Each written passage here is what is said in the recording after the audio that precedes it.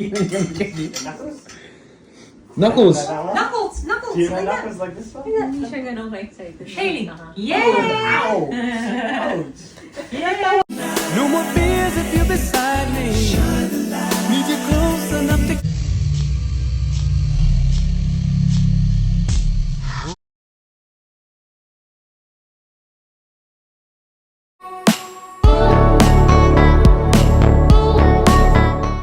Diego Loizaga isinama ang anak sa Australia at kasama rin ang kapatid ni Teresa na si Bing Loizaga.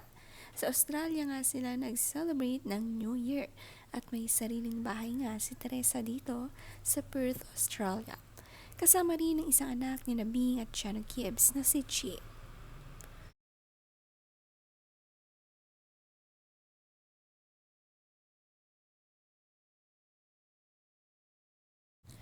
Ang ganda nga ng bahay ni Teresa sa Western Australia dito nagstay for the New Year at abala sa pagluluto ang magkapatid na Teresa at Bing Loizaga. Ang anak din naman ni Bing na si Chi ay sanay din mag-ihaw, katuwang ang kanyang asawa. Nag-prepare nga sila ng tent sa garden at may tambayan sila, dito sila kumain. Malaki din ang garden ni Teresa dito sa Australia. Masaya na nadala ang pamilya lalo na ang kanyang apo dito.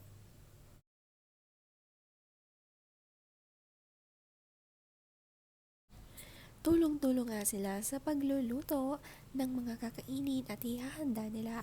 Magandang bandingan nga ito sa kanilang family. Malapit nga sila sa isa't isa.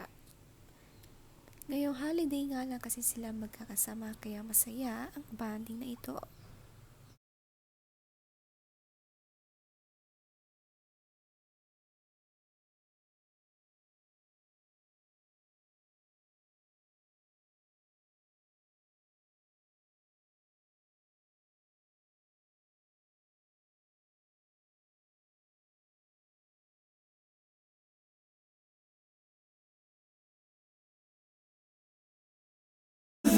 No more fears if you're beside me.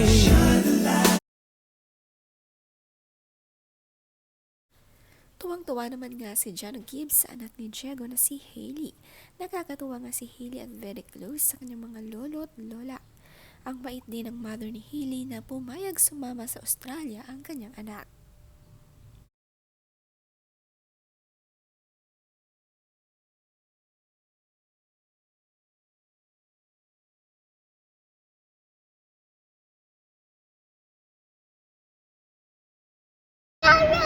Yeah, and they hop and they hop and they hop. And then you see the birds, the magpies. Check.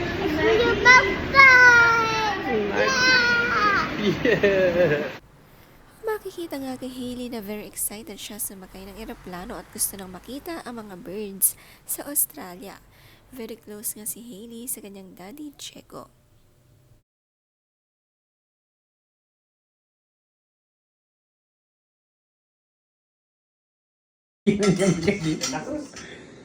Knuckles. Knuckles! Knuckles! Do you know Like that. knuckles like this one? Hindi siya ganun ka-excited. Hailey! Oh, Yeah! ow! Ouch! Yeah! Tinuturuan din si Hailey kung paano mag-appear dito sa Australia. Masayang-masaya nga ang Lola Teresa kapiling ang apo dito sa kanyang bahay. 60 years old na nga si Teresa at ini-enjoy na lang ang kanyang life being a lola. Matagal din siyang nanirahan dito sa Australia at dito nga siya nagtrabaho noon para suportahan ang kanyang dalawang anak.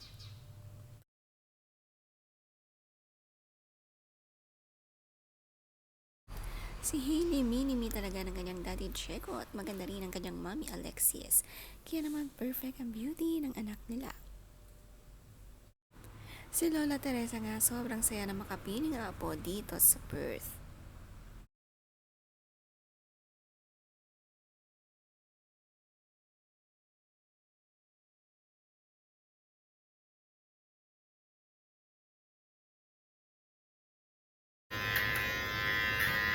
Here.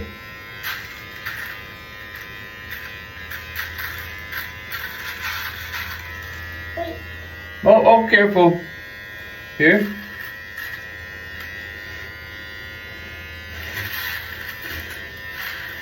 Can I help you? Oh, yeah, you can help me. Just don't shave the rest of my hair off.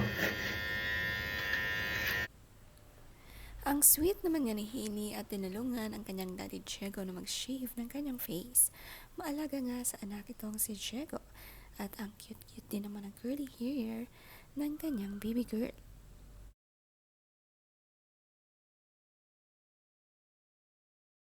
Sabi nga ni Teresa, cheers to 2026 and more family bonding nga raw. Enjoy talaga niya ang pagiging lola sa kanyang apo kay Diego.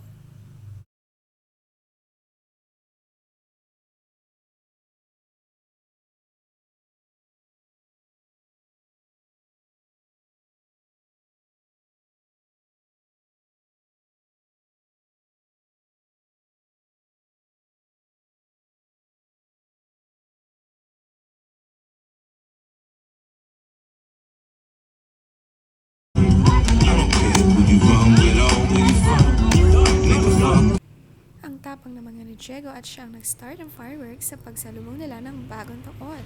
Lumapit pa nga siya at ang galing. Safe naman nga ang fireworks nila dahil tabing dagat ito.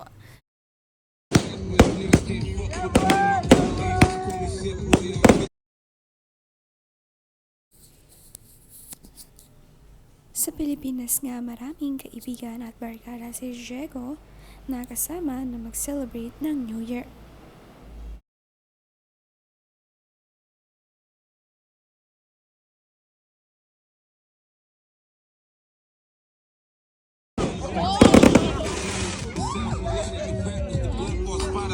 The best nga ang fireworks sa tabing dagat.